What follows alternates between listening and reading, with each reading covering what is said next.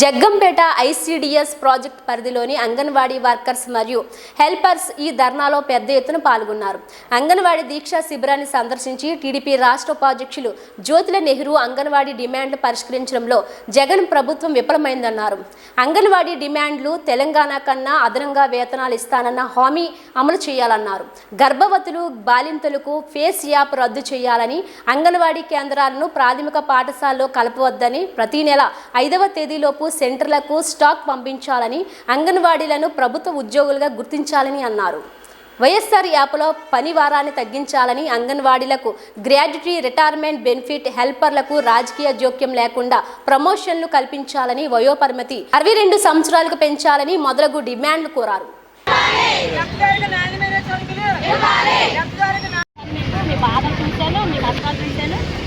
చాలా చెప్పారండి.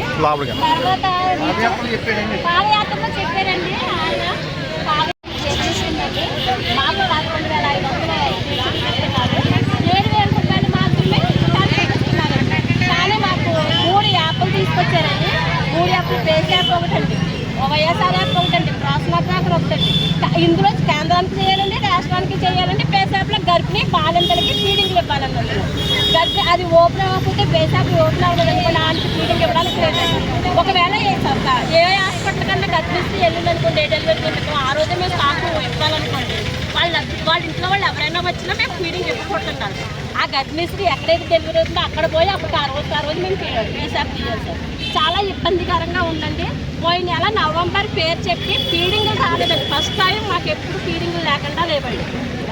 15వ తారీఖు నుంచి ఇళ్లలోంచి వండు తెచ్చిపెట్టామండి, ఇంట్లోంచి తెచ్చిపెట్టామండి.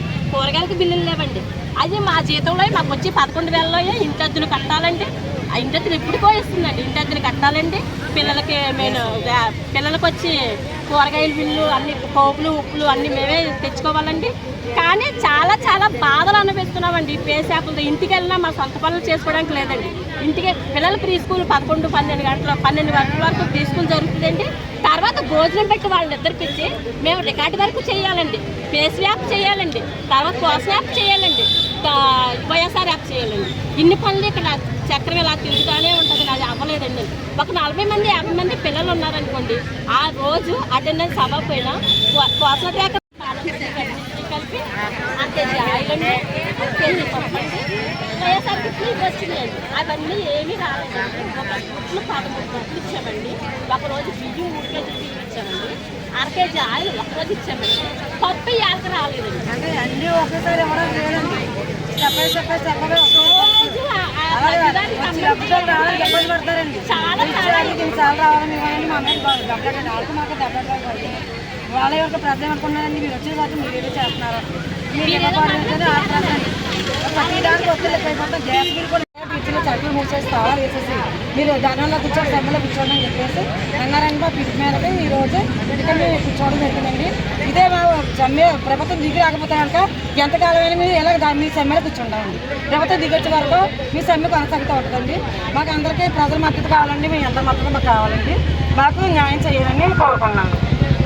మేమేమి గొంతమ్మ కొరకులు ఏమి కోరలేదు సార్. మేము న్యాయంగానే ఆయన ఇచ్చినవి అమలు చేయమనే మేము అడిగాము. దాన్ని మించి మేము ఎక్కువ ఏం పోలేదండి. కానీ మాకు ఇస్తాననేసి ఎంత అన్యాయం జరుగుతుందని మేము బాధపడతామండి. చేసిన పనికి తగ్గ ఫలితం లేదండి. ఫలితానికి మేము ఈ రోజు నుంచి మేము సమ్మెలకు రావడానికి కూడా మేము వెనకాడాము. అయ్యో పిల్లలకి పోషణ పెట్టాలా, లబ్ధిదారులకు అందించాలనే బాధపడ్డామండి. మా వైపు న్యాయంగా సత్యంతారని అనుకున్నామండి. నిన్నటి నుంచి పొద్దున 6 గంటలకు వెళ్ళోళ్ళని 12 గంటలకు పిలుస్తాం, 1 గంట పిలుస్తాం, 6:30 పిలుస్తాం. వాళ్ళకి పిలిచేసరికి 9:30, 10 గంటలే పిలిచారండి నాయకుల్ని. అయినా న్యాయంగా మా వైపు ఒక్కటే సానుకూలంగా రాలేదండి.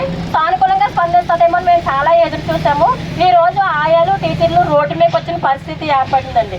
కానీ మా వైపు మీరు అందరు సపోర్టు ఉండి మా డిమాండ్ న్యాయంగానే మేము డిమాండ్ పెట్టుకున్నామండి. ఆ న్యాయమైన డిమాండ్లు